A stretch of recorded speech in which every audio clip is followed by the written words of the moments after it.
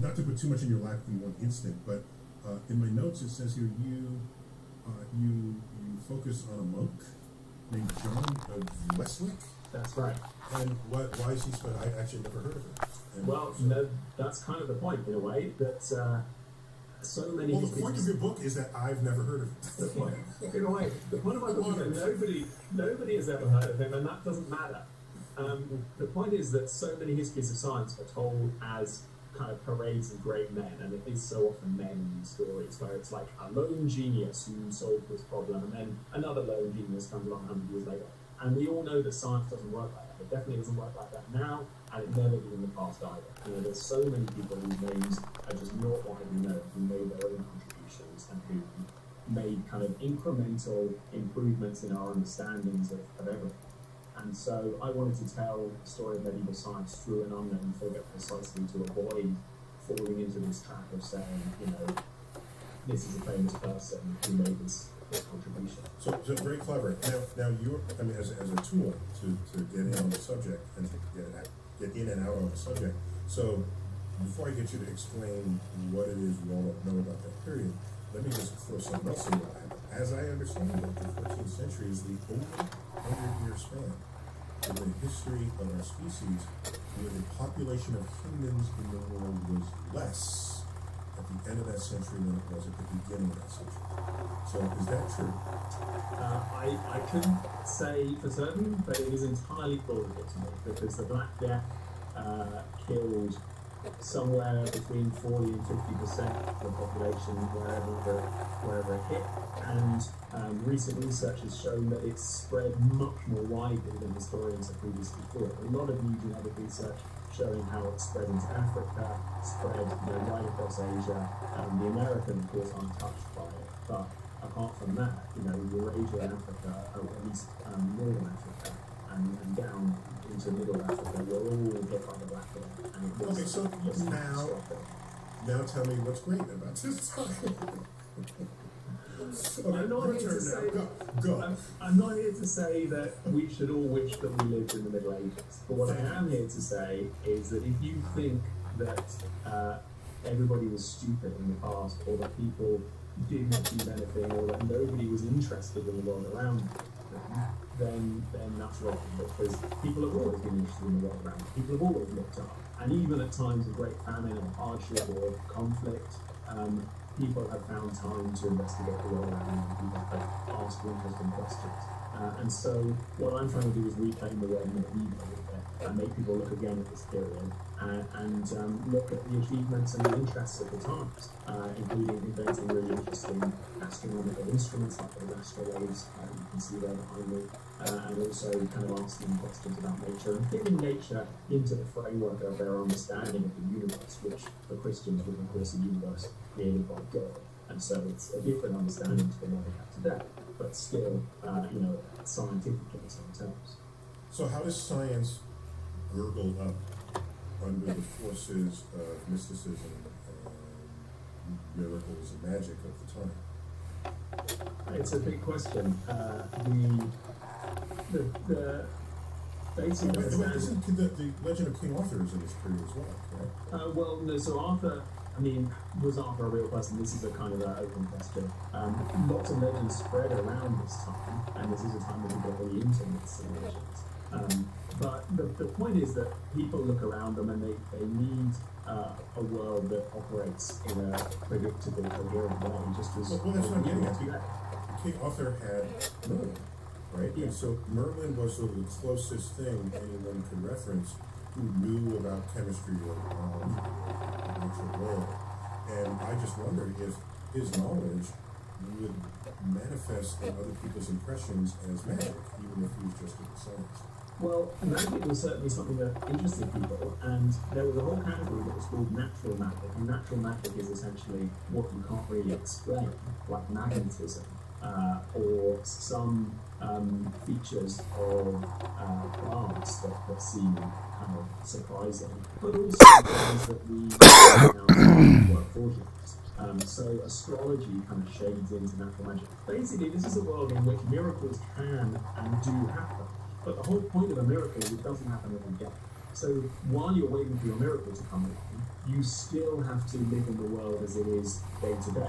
So just as people would go to their churches or go to cathedrals and pilgrimage shrines and pray for a miracle to be healed from whatever disease was afflicting them, while they were waiting for that miracle, they would be treated by healers, often priests, who would treat them according to the best standards of medicine of the day. So it's not one thing or the other. Like, you can still look up at the stars and make predictive models of, when there's going to be an eclipse or when the planets are going to be in conjunction, while also believing that those planets are going to affect your health and the weather in ways that we today would call incorrect. So I'm going to ask a question for Matt. Okay, Matt, this is what I'm asking on your behalf. Okay, so back then, did they also have court jesters who, if they weren't funny, they would be killed? in principle, yeah. I don't think always, but I think you would probably have to. I think you might get fired before you were killed, but maybe you get refused. A job's a job. Like, well, what are your other options, right? I know my comedian friends. Social mobility is low. Tell them it's cash on the night and there's a meal, and they'll risk getting killed afterwards. They'll risk it. Okay. That's meritocracy. I'm just wondering if, because comedians who do really well on stage, people say, oh, they killed. I'm wondering if that's just part of the culture of kill or be killed in that environment. Very well be. Whether they bring... I mean, it is all the same language. You die on stage when it goes badly. It's very... yeah, there's some truth in it. It's quite brutal, the language that's used. So Seb, give me some concrete examples of some jewels of science that gurgled up in this period that none of us would have imagined. The way that medieval people looked at science was that they were trying to build on the ideas of the ancients. So some of the stuff that you might have heard about, people like Aristotle or Archimedes, Eratosthenes, who worked out the circumference of the globe. These are ideas that are picked up and kind of enthusiastically studied in the Middle Ages and then refined. So, for example, planetary models of Ptolemy, the Greek astronomer from the 2nd century AD, were studied and refined, and then they invented instruments in order to try and model them. They invented instruments to model the motions of planets, like Victoria, which are kind of planetary computers. And then they try and kind of refine and improve. So the spirit of the era is very much to try to kind of tweak and improve. It's showing respect for the past and then kind of adding your own slant to it. But then what's motivating them? Is it God? Do they want to get closer to God? Certainly somewhat, yes. So people who if I'm worried that I'm going to die from the plague, I'm not really thinking about the universe. So something's got to give them this sort of free time. Yeah, but then you shouldn't worry about dying from the plague, because if you've been a good person, you're going to go to heaven, and that's much better than anything that's on earth anyway, right? So I forgot about that. Don't worry about that. But absolutely, they wanted to get closer to God, and it was universally understood that there were two ways of understanding God. One way of understanding God was to read the Holy Scriptures. The other way of understanding God was to look at creation and see that as evidence of God's work in the world, God's plan for the world. So for these people, they literally called them two books, the book of Scripture and the book of nature. And nature was often, after the invention of the clock, the mechanical clock, which is a key invention of the late Middle Ages. Without clocks, we've got nothing. We've got no GPS, we've got no, precise timekeeping, none of that. And wait, medieval people didn't have GPS? No, apparently not. No. But they didn't have maps. Maps improved a lot the late Middle Ages. Map making is a really interesting thing because it's both symbolic and descriptive in a way that our maps are purely descriptive. So we kind of know what we want out of a map. Medieval people wanted lots of different things out of maps. But that's another thing. Again, is Here Be Dragons just fiction? There is one you occasionally do get. Well, explain Here Be Dragons, because maybe not everyone has pored over medieval maps and looked at the edges of the map. Yeah, that for me is the stereotype of any medieval map that it's got heavy ink stains, and then in one corner that's where the dragons are. Yeah, there's one map that I think says here are lions.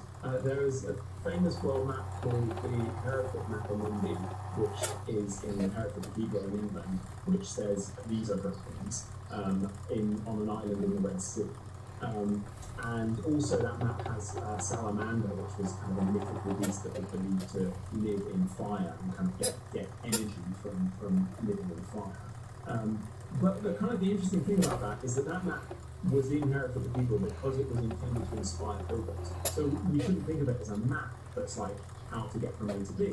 This is more like a kind of pictorial history of a providential universe. So basically, it shows Bible stories kind of superimposed onto a very sort of schematic map of the world.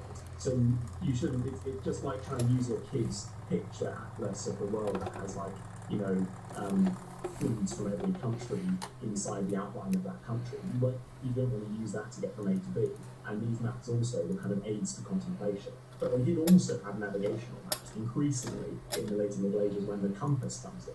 The magnetic compass increasingly used for navigation in the later Middle Ages as well. I own quite a few old maps, and I never fully put two and two together. The older the map, the more other crap information it has on the map. It's just, there's, all manner of illustrations, and it's like an entertaining, it's like you can make a board game out of it or something. It's just what it's for. It's like the difference between a road map and a hiking map, right? You don't need your road map to show you where the interesting trees are or the hills even. And you don't need your hiking map to tell you about the speed limit on the road or where the speed cameras are. And so the map serves a purpose, every map serves a purpose. And it's the same, of course, as different projections, which many listeners will know about the Mercator's projection or Greenpeace's projection or their projections. They all